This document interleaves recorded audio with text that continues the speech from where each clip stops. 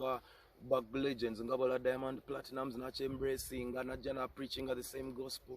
kitu ekyo kuyiga kyamaanyi era tutambulirawo. I think obumu bwe businga mu East Africa wano regardless of entalo obebutakanye obubawo wakati w'abayimbi but guno omulimu ffenna tuli baki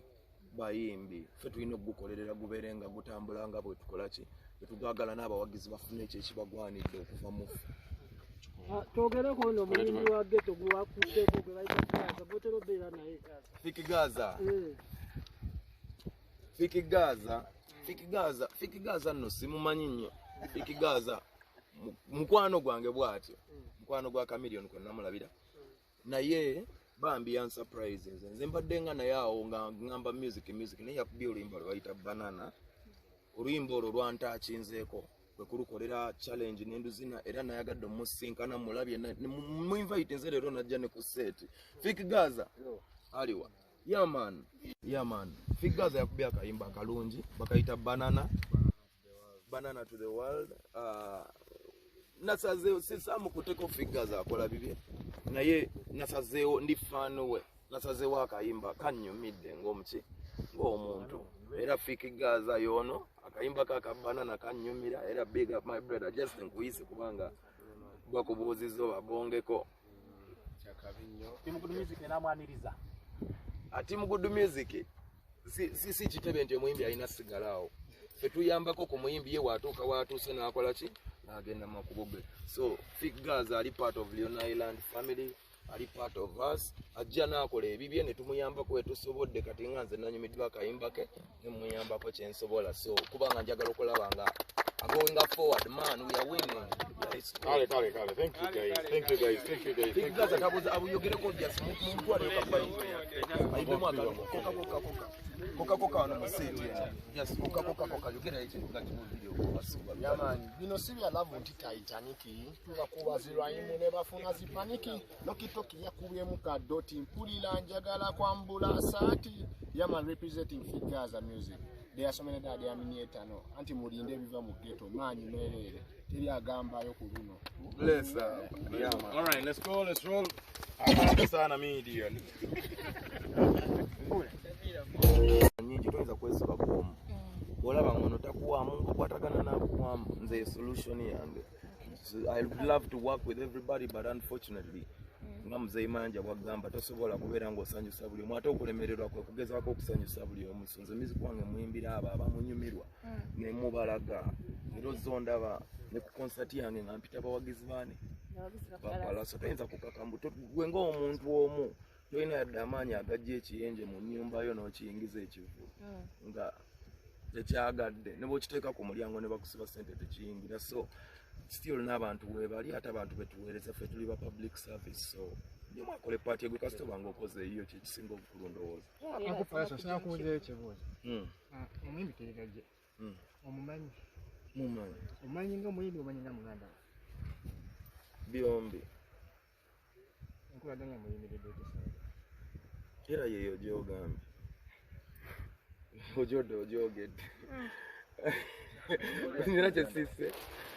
ekibuuzo ekirala bigia yavudde n'ateeka ekiwandiiko ku nkutulo lwa Facebook ng'agamba nti yeebaza Dr. Chameleon asinziira ku luyimba lwe yayimba nti basima ogenze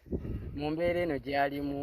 ke kaseera ke yandibadde avaayo okubanga agamba nti amwebaza okubanga yamuzuula nti muyimbi Big Eye yamusayininga in fact yajoininga Leon Island 2008 nga lwayingiye ne time ye kati bwabanga this is the right time for him ekirungi kyeyakoze kirungi era mumunyumirizaamu kyakabi. I respect that kubanga buli kita calling kati lwe yazze segera ate era musajja era abadde abagamba n'abagaa Chameleon yaŋŋamba Big Eye oyimba amaziga ne gampitamu bali babadde bamukwano he has respect for him yamugaa maximum respect. So toyinza kuddako ekyo n'okigabanga kyakuzanyisa ddala kubedde eddoboozi lyoli kyali waayogera mumwesiga byayogera nti abayimbi abamanyi abayimba obulungi bwabagambye nti onayimba bulungi aba ayina ensonga ate bwabagambye nti yayitako mu kibiina kye ekitegeeza alina ekyama kye mutannazuula kye mulina okwetegereza. So kyakabi naye mumwetegereze kubanga liso ly'omukulu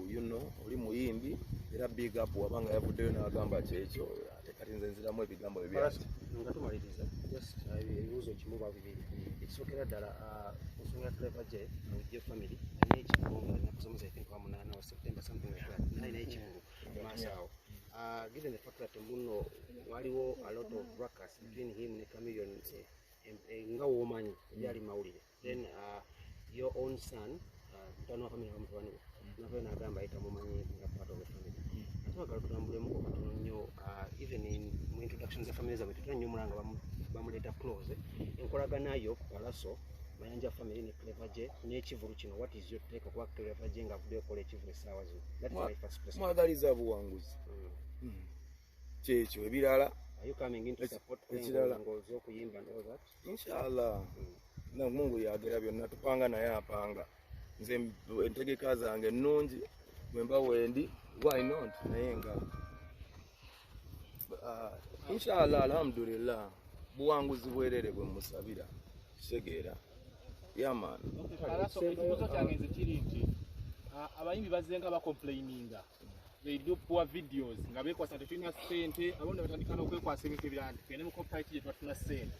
bwakasente okafuna okuba nga okola classic music videos buli kaseera. abawagizi bange banzikiririzaamu abawagizi bange banpagidde bagula music wange bajja mu bivulu byange bandaga omukwano ate nange ndi musajja mutetenkanya music gwe mulimu nina emikwano so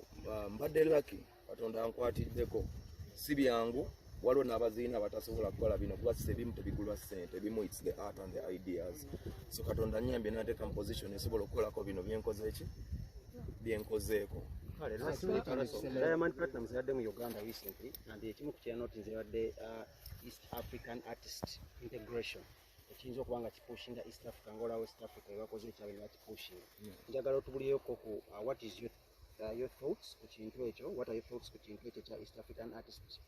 federation oba integration erowooza kiyinza kuyamba kitya Ugandan artist otwala muno okupushinga East Africa nga yo n'ekisembera ddala federation yammwe mwatandise okukola ebivulu tunufirenga initiative eyokukomyawo abayimbi abo oba okubayigiriza live music kubaga omanyi okuyimba live music. Ekisookera ddala ekya East African Music Federation ekyo kintu kyetaagisibwa era kyakabi nnyo okuba nga kivuddemu Diamond kubanga Diamond Platnumz y'omu ku bayimbi mu East Africa abasinga amaanyi ate y'omu ku bayimbi ababadde baganye okukola njagamba oba baganye oba badde tebannafuna budde sijja kugamba kugaana kuba mba musaliddewo naye abadde tannafunawo obudde bukolaganako namwe bayimbi banne mu East Africa nga boolaba mu Uganda oba even ne bootunula Kenya you might be surprised oba when you look around so kyakabi nti buli omu atuuse mu time mwawulirira nti nno okolagana nga ba East Africans kiri powerful. I think ne federation ya Uganda ekyo kyeriko ekya Musicians Federation bayimbi kubeera wamu kubanga tumala okubeera wamu nga Ugandan Musician Federation tupulaginga mu East African Musicians Federation opportunities ezo zetugezaako okulaba nga tusika zibeere wamu. For example nja kugamba otuuka mu nsinga ya Diamond Platnumz nga Tanzania n'otuukayo nga music we Uganda is almost played maybe 1% nga oyinza n'obutamuwulira kati nojja naffe Uganda eno nayo challenge eyo ebadde batuuseeko bennyini abo nga naffe wano e Uganda music waffe percentage tukubye endongo erinnye nga foreign content afuuse mutono kati buli omu kitandisa omulaga nti kimu affectinga mu position ye kubanga market ffenna etumala ate yaffe so etubanga ffenna tufunyemu embeera ekwatagana nga abayimbi nekiviira ddala mu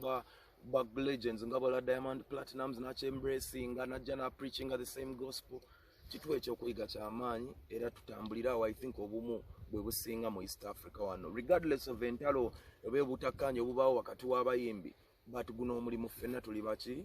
bayimbi ffe tulina okugukolerera gubeere nga gutambula nga bwe tukola ki bwe tugagala n'abawagizi bafuna ekyo ekibagwanidde okuva mu ffe.